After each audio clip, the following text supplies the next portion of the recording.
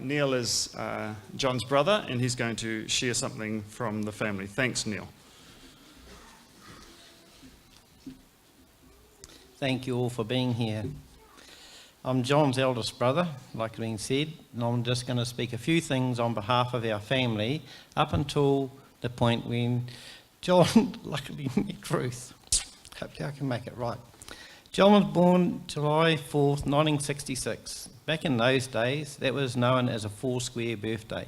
So the Foursquare group would give out little gifts to parents who had a boy or girl born that day. If you had a boy, you got a little blue teddy. So John had that teddy for a very long time.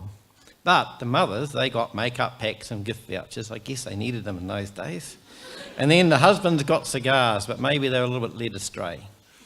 Anyhow, on John's birthday, the family doctor, Dr. Tom Trott, he called in and said that while John was alive, Alex, our grandfather, would never be dead.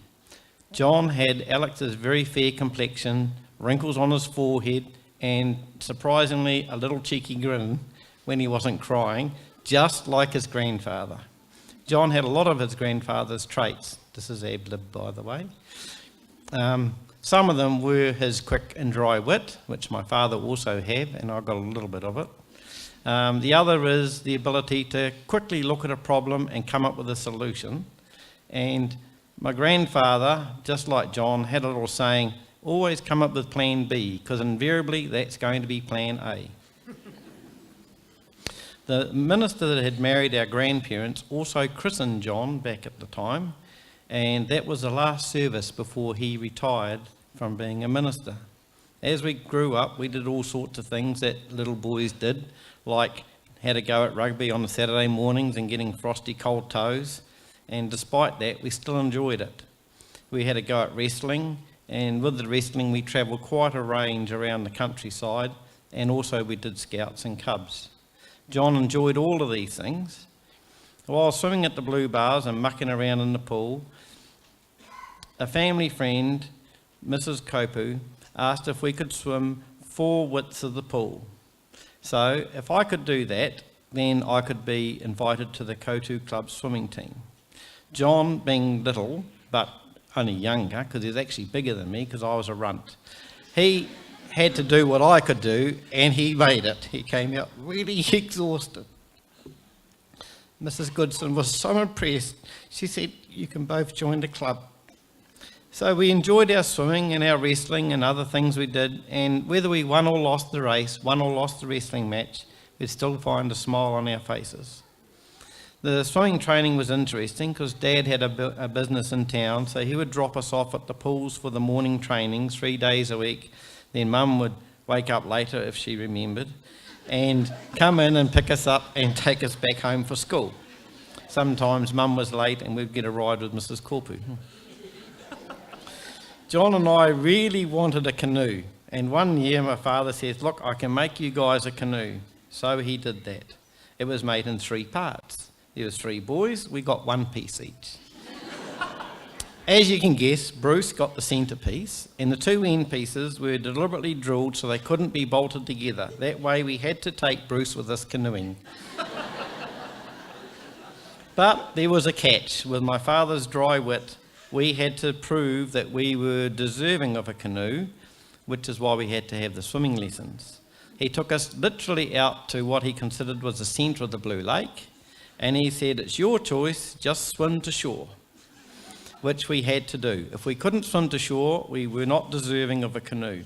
As my father figured, if we fell out in the middle of the lake, if we could swim to any shore, we could save ourselves. John was actually the much faster of a lake swimmer than myself, although I was quicker in a swimming pool. Swimming in a lake is very different, and he knew how to swim in the choppy waters. Kind of around about that time, we would go out to our aunt and uncle's farm out at Guthrie, kind of near the Horror Bluff, and there we learnt to ride motorbikes and ride around in a beat-up old car. And of course, back in those days, when you're about 8 or 10, you could drive a farm equipment and a bit of machinery if you could reach the pedals and make it all work. John thoroughly enjoyed this. We also did a little bit of horse riding on a friend's farm with Appaloosa horses, the Chamberlains, down in Repara, and then later when they'd moved out to Kopaki, and that was kind of in the middle of nowhere. John got a sense of liking the outside doors and the farming sense from there. He learned a whole heap from them, all from shearing sheep to doing fences, riding bikes and trail riding, which was because of Jim. He used to enjoy the motorbike going everywhere. But going back, when we were like little fellas at primary school, there was a store had opened up and there was this thing called shopping by mail order. John's favourite store was Delano's Magic Shop. They were in Christchurch. He would spend any birthday money and he would buy all the little regular things that little boys of about 8 to 10 would really want to buy, like stink bombs and plastic bugs and ideas for tricks. Now, one of these tricks Mum didn't enjoy at all, and that was he had this special Glad wrap, which it was very clear, and you brought this from Delano's and you placed it underneath the toilet seat across the bowl. Yep, he caught Mum out a beauty. But that was John. And then the little plastic bugs, one birthday, he embedded them into the icing of the cake. And it caught quite a few of the relatives out. And John was really happy because it was a chocolate cake and he got those pieces because they thought there was bugs in the cake. Nana Gordon was not impressed with John putting bugs in her iced cake. After our father Lawrence passed away in 1977, we went on a family cruise on the Oriana ship. We had lots of stories about that cruise, but one of them was when there was a fancy dress. So John decided to dress as an island lady, or maiden as they were called in those days, and he had a very convincing get-up. He had long hair, a hat, I can't remember the name of the grass shirt, had a special name, wore the coconut bra, and as we walked in, this little old man got up and offered John his front row seat. He never lived that down for the rest of the trip. We enjoyed doing all sorts of stuff and doing rabbit hunting and duck shooting and possum shooting. When we were at our aunt and uncle's farm, Bonnie and Alf, down at White Pine Bush Taniatua, Auntie Bonnie taught us that if you're going to shoot a rabbit, you're going to have to eat it. So if you're not going to eat it, don't shoot it. But the possums, we don't care. Get as many of them as you want. She taught us how to dress a rabbit so we could cook it up for dinners. As been mentioned, John went to the Dilworth boarding school and he was actually quite a scholar, achieved many awards. He even played in the school's first 15 rugby team, even though he was only in the sixth form. End of the fifth form, however, he did bring home a go-kart frame. And we mounted it on the roof of a Mark II Escort, and it was tied down for the journey home with pantyhose, string and bits of rope that we could find. And he was continually checking on Mum if she was okay while Bruce and I were asleep in the back of the car. We were terrible travellers in those days. And all John was worried about was that Mum didn't crash so that his go-kart frame got home in time and be safe. We found an engine for it, put it all together, and we racked up Jane's lawn like no tomorrow. But man, did we have some fun. John also learnt to do diving while up there at Dilworth through a family friend connected to the New Zealand Navy, Len Mangos, who sadly can't be here today because of ill health of people in the family. But the diving, John kept up and did all sorts of stuff for years to come related to that, and did other events because of his training through the New Zealand Navy. When he finished the school and came back to Rotorua originally, he actually had a part-time job being the assistant manager of the Puinui Motel. Bruce and I thought that was just fantastic because one of the perks was you got a free swim in a hot pool in a unit not being used, and we got to see movies that weren't yet out in the cinemas. And then not long after that, John started working as a commercial engraver at an electrical company, which is where he started his what was then called an adult apprenticeship as he was over 18. But when at about that kind of time, like you heard, he got a little bit wayward from the Lord and he enjoyed driving his RX2 car. one particular day we were going out to Lake Okereke and it was a gravel road, and Jenny, my girlfriend at the time, was driving a Datsun 1200 and John was in his RX2 and couldn't keep up. He was losing it round the corners and things. When we got there, we all teased him. There's a group of us and we says, "Oh boy, you can't even keep up with a woman driver and she's got an old car." John's response was, "Oh well, we'll just have to try again another day, won't we?" And that was him. Nothing kind of fazed him. But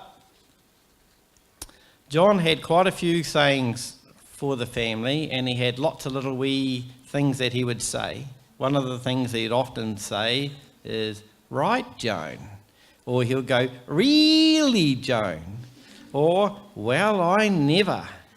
And his favourite one for me was, "You don't say, Neil." But the best part is John did turn his life around. He joined, from what I remembered, was the Fenton Park Bible Chapel. He regave his life to the Lord and never looked back, particularly after meeting Ruth and the new journey they had on together. I'd really like to give a very special mention to Alan Young. Now, Alan was a very good friend of our father's, and Alan became a very good friend to John, a mentor and an inspiration to us all over the many years that we knew Alan and his involvement with our family. I believe Alan may be here today, I'm not 100% sure, but he is around. Now, I've got a little wee poem that Mum would like me to ask, but I'm a bit teary-eyed and I'll just blow my nose. I'll just refocus the eyes, because they are old eyes, they're 54 years old now. Unlike John, I was born brand new. I wasn't.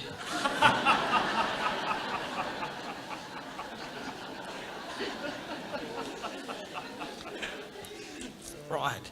So, I see the countless Christmas trees around the world below, with tiny lights like heaven's stars reflecting in the snow. The sight is so spectacular, please wipe away that tear. For I am spending Christmas with Jesus Christ this year. I hear the many Christmas songs that people hold so dear, but the sounds of music can't compare with the Christmas choir up here. I have no words to tell you the joy their voices bring, for it is beyond description to hear the angels sing.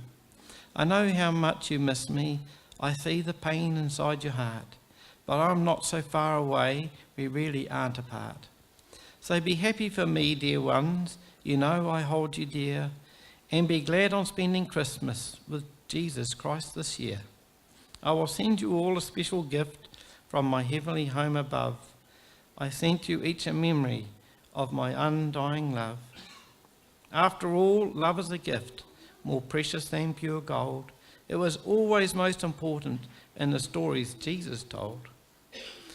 Please love and keep each other as my Father said to do, for I can't count the blessings of love he has for each of you. So have a Merry Christmas and wipe away those tears. Remember, I'm spending Christmas with Jesus Christ this year. But John was a very good friend, and a lot of people will be able to relate that he was one of those kind of funny friends that you could go many years and not see, and then catch up with them, and it was as if only a few years had passed, and sometimes only a week, and you carry on with the conversation and pick up where you last left off. Thank you all. Thank you so much.